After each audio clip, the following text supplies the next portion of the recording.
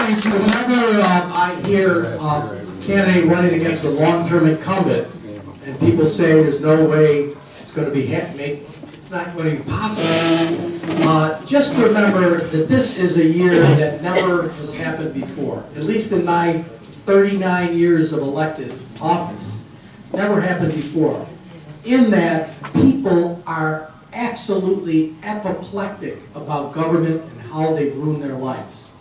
You have a guy by the name of Bernie Sanders, a socialist for crying out loud, almost beating Hillary in a rigged primary system, where it was rigged. It's been proven to be rigged. But he came so close. You have Donald Trump, everybody demeaning him, but he's bringing out, in the primary, he brought out more voters, Republican voters, than ever before.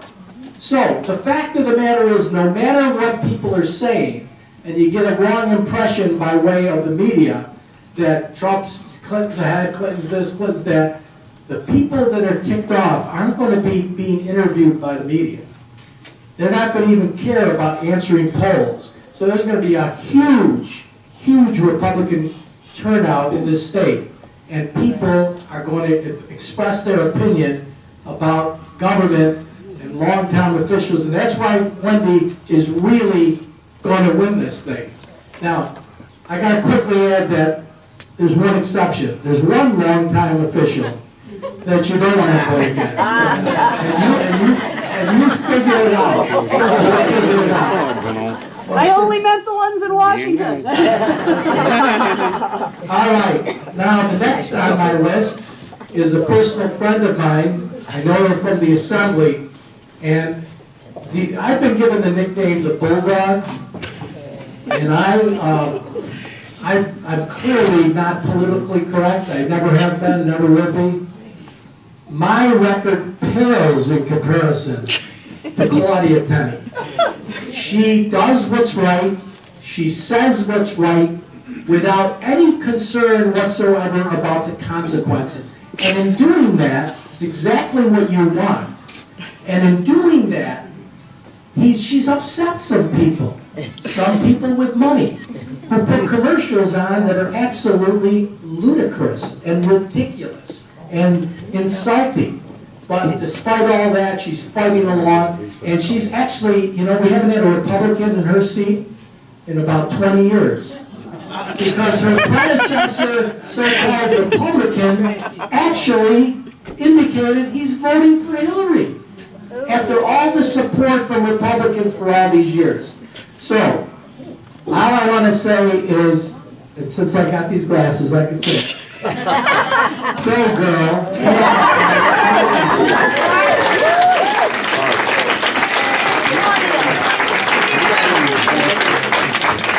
Thank you, Senator. You're setting me up because I'm going to embarrass him a little bit, because he is my favorite senator. He's a good friend, and he is a fighter. He is a bulldog, but my son is actually a Marine, and the mascot of the Marines is a bulldog. So maybe there's something to that. But I just want to tell you something about the senator. He's gotten a little stylish. And I think that, I don't know if he's going to get over this. The reason he mentioned his glasses is, I had a new person working for me last year, and we had the fortune of sitting with the senator at a table, and she commented on his new glasses. And she said they were hot. And I don't think he's ever gotten over it. She's 25, she's beautiful, she's young, and My wife's here. I'm sure your wife doesn't mind. It just reinforces her everlasting love for you. But just want to say thank you so much to all of you. I know I've been to some of your events, but this is great. Thanks to Deb. Thanks to Michele. I know Michele hasn't been feeling great, but she's still fighting the battle out there. And as you can see, you're in the Syracuse market, anyone here, you're going to see millions of dollars in ads calling me the Albany Insider. Interesting, isn't it? It's like 180 degrees. There couldn't be anyone more outside of Albany than I am, who's been fighting against the establishment in both parties, actually, to get in. In fact, it's so terrible that after my first year, they created this district for me that's about the longest district created in New York history, and it starts in New Hartford, which is in Oneida County, and winds through 7 7 counties, 1 town wide, and I end up in Orange County, and my constituents actually commute to New York City to work. So I do that at my own cost and expense because I'm on a mission to try to reform New York. And but it's just I see these commercials and I go, oh my God, I can't imagine. I was on the Fred Dicker show the other day, and he's just like, isn't anybody saying anything about that? There is no one more outside than you are. But you know, we've got to fight that battle, and with your help, we'll get past it. Those ads are actually being put out by Nancy Pelosi. When it says House Majority PAC, I call them an aspirational PAC because they are not in the majority right now, and we don't want them to be in the majority, so it's especially important that we keep this seat. The House Majority PAC is Nancy's, her special PAC. They're spending anywhere between $3 and $4 million on this race.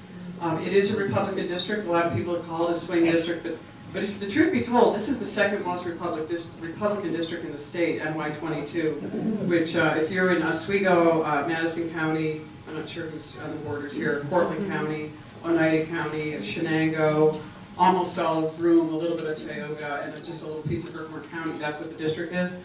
But there's a wrinkle in the district. There is an independent that's running who is a self-funding multimillionaire too. So both of my opponents, my Democratic opponent and the independent opponent, I have listed on their FEC financial disclosures that they're worth at least somewhere between $50 and $150 million.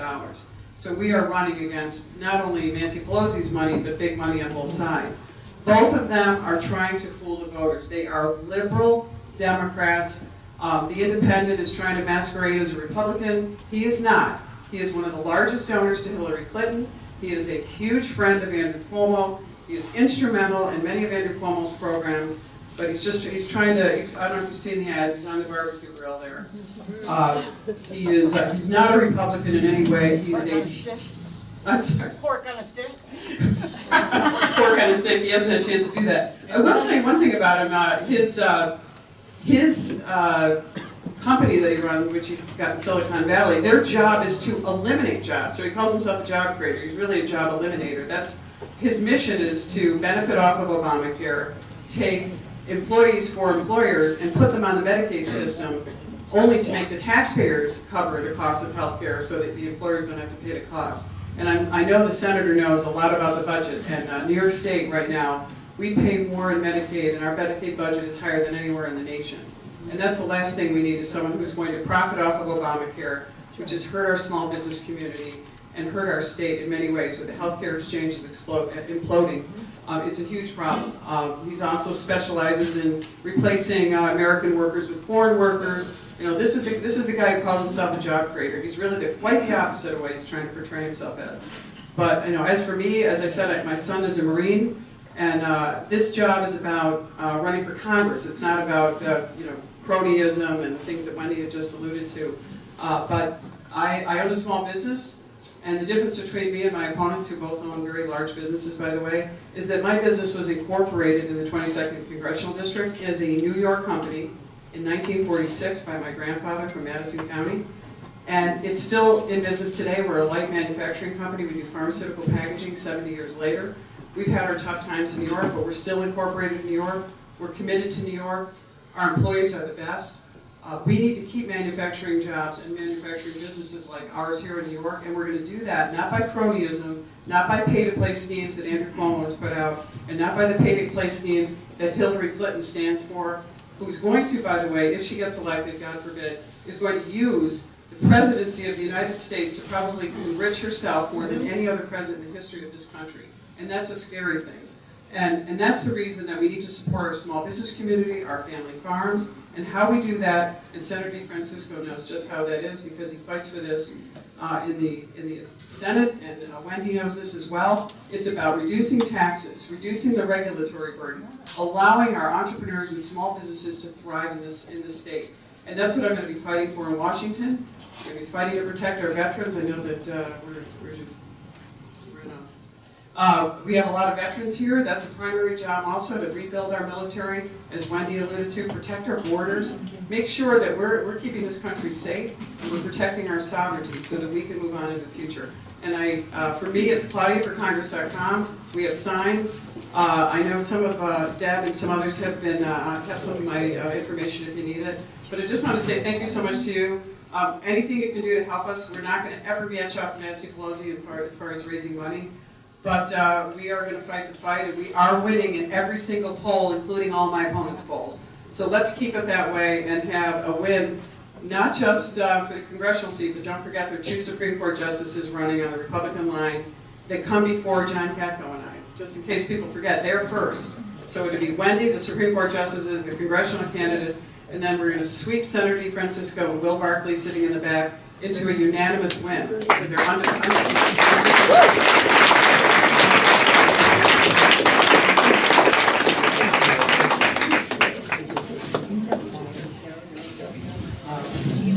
Who's taking a picture? Tiffany, okay.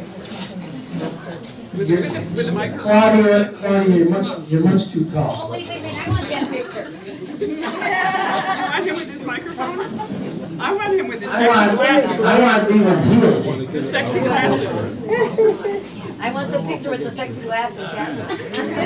Wait a minute. You couldn't be any taller than you get near the sign.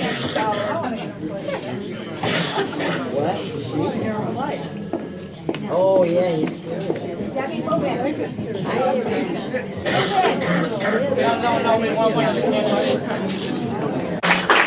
The next 3 candidates are me and other Senate candidates, but let me get through some of the other people that are here that I know what it's like to be opposed and running from one end of the state to the other, or one end of the county to the other.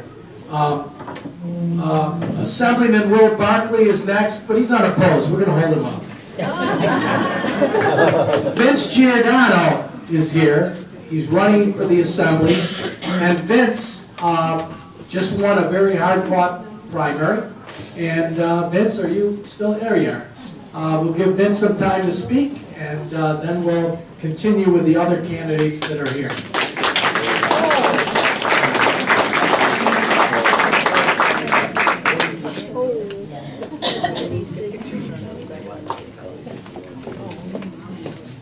Thank you, John. It's a pleasure to be invited here to speak to you. As you know, I had a primary 3 weeks ago that it made a solid drive for us now to go into the Assembly. I think we've got a good handle on it. It's time to change what's going on in New York. You can see what's been happening. The businesses in New York State aren't taken care of, especially around here, central New York. If you look at it, we're devastated with the loss of businesses over the last 10, 15 years. It's just more and more. I worked for Carrier Corporation for 38 years. I spent a lot of time there. I'm a small business owner. And I look at what happened. I was in management positions there. They didn't move out because they couldn't get along with the union. They couldn't get along with the state and the utilities. We could go to other states and find where we could go and operate at a lower cost and still pay the same wages we were paying in Syracuse. Everybody says, well, you left. You went overseas, you went places that were cheaper. It didn't happen that way. The employees still made the money, had the same benefits. We've got to make a change. And the gentleman I'm running against right now only worries about what he's got to do for New York City. He doesn't care about the rest of the state. He lost his best friend in Silver, who controlled what he was doing, and now I think he's going to be a lost sheep for a while.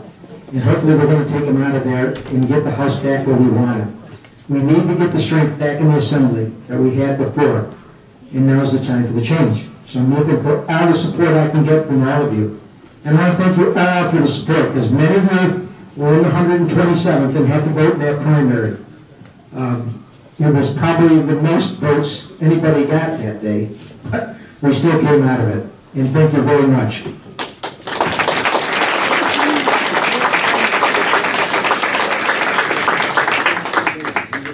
I think, just to be clear, there's several Assembly candidates here, and this is going to tell you where his district is. My district is the 127th. That encompasses Cicero, Clay, Manlius, Pompey, Fabius, and Tully. So we've got, half of it is a farm country. I sat through town hall meetings with Sturpey before the budget and after the budget, and down there with the farm companies when they heard that it was going to cost them to do business. He said, don't worry, It'll work out sooner or later. You'll be okay. These farmers give housing to all their migrant workers. They don't charge them for it. They pay them a decent pay to do the work they're doing, and now he's taking it away from them. And also, he voted for the SAFE Act, and when people, law-abiding citizens that felt that they should have a Second Amendment right went to see him, he dropped the F-bomb a couple times with them to show how respectful he is. So, we gotta make some changes there too. Thanks, man.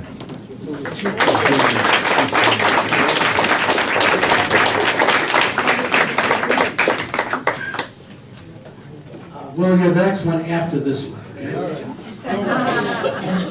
John Salka. Is John here? Right here. Where he is? What are you doing? John is running against Bill McGee, who's been in the Assembly forever. There's nothing wrong with that, but he's been in the Assembly forever. The only good thing, the only bad thing about it is we need more Republicans in the Assembly, and John is going to be run. I've never met him. I didn't know who the hell he was when I came in here. But I've heard so many good things about him. He's going door to door. He's like an animal out there, and that Bill McGee, for the first time in his political life, is concerned. That means a lot. And John, you're on. Thank you, Senator.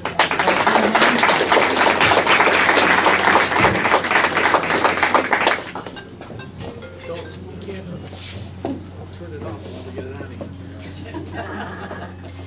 I don't use microphones, okay, and I don't use scripts, okay, because what I say, it comes from the heart, okay? It's who John Salka is, and I'll give you a little background, just so you get to know, who I am. I grew up in Utica, okay, and I was the product of a single-parent home.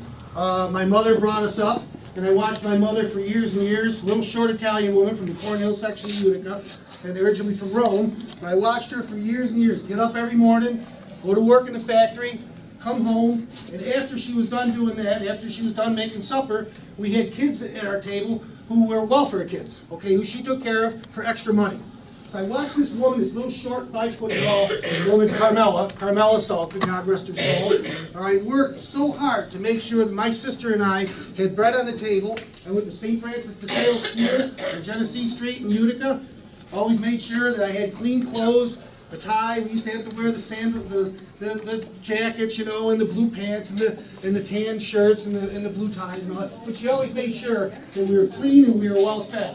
And she had a work ethic, obviously, that was impeccable. Because I think I've done okay for myself. I'm a licensed medical professional. I'm a respiratory therapist. I direct the cardiopulmonary department at Community Memorial Hospital in Hamilton. I have a bachelor's degree. So I think I did okay. My sister did okay.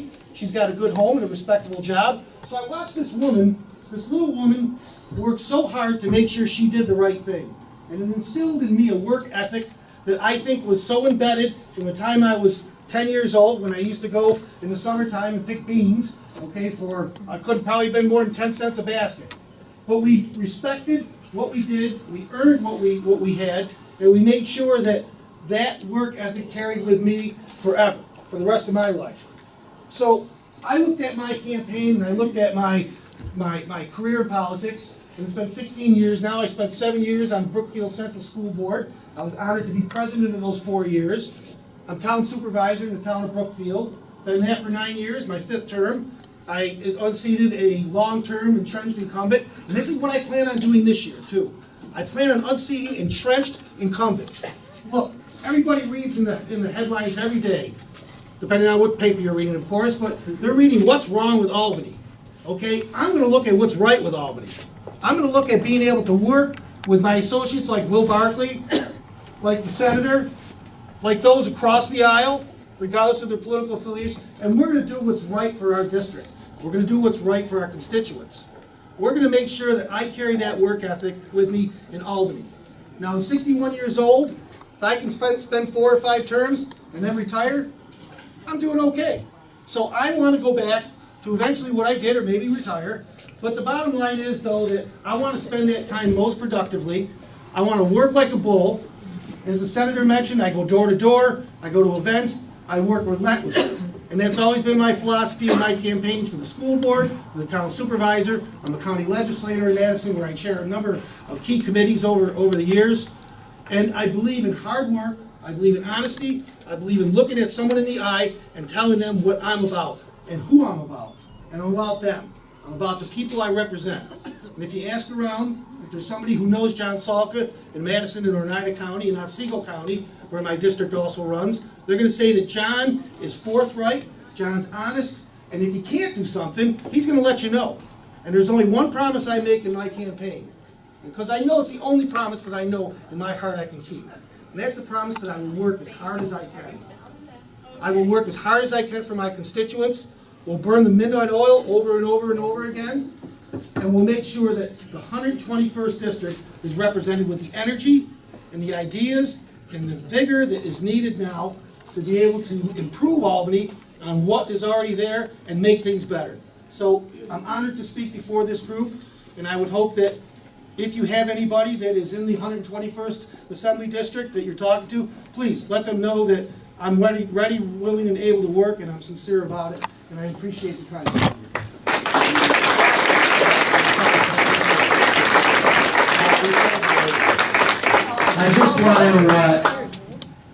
I just want to explain one thing to John. An Italian mother, and emphasize that by the word short, that's very redundant. You don't have to do that. So he's going to tell you where the district is.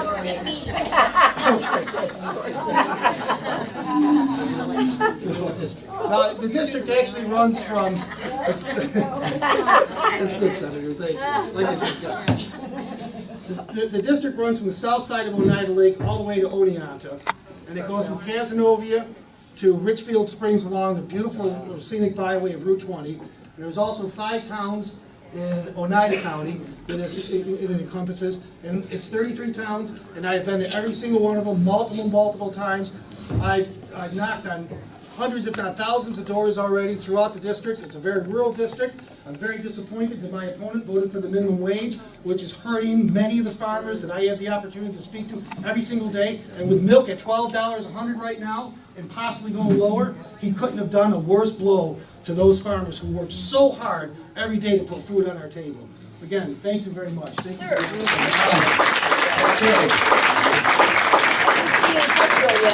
Haven't seen me in Brookfield yet? Kirkville. Well, it's not my district. So, no. So, no, it's not. Well, actually, it's town of Sullivan, Kirkville. I think I've lost control here. There'll be a time when you can ask questions of people.